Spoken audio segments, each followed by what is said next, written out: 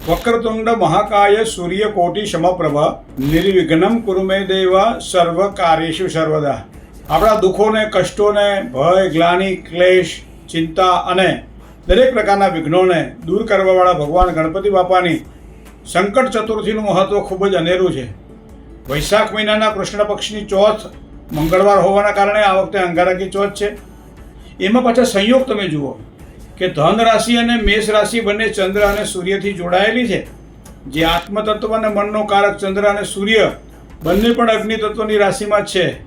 તો આવા સુંદર યોગના સમયે જ્યારે આપણે પૂજા કરવાની હોય ગણપતિ દાદાની, ત્યારે આખો દિવસ દરમિયાન અંગારકી ચોથની પૂજા કરવી જોઈએ. ભગવાન ગણપતિની ભગવાનને યાદ કરવા જોઈએ.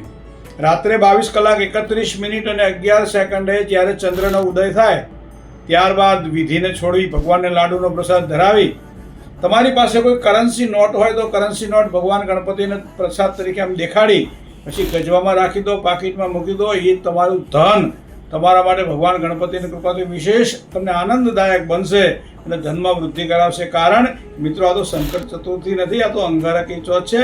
અને અંગારકી ચોથની સંકટ ચતુર્થીનું મહત્ત્વ ગણપતિ દાદાના આશીર્વાદ માટે ખૂબ જ મહત્ત્વનું માનવામાં આવે છે. જય ગણેશ.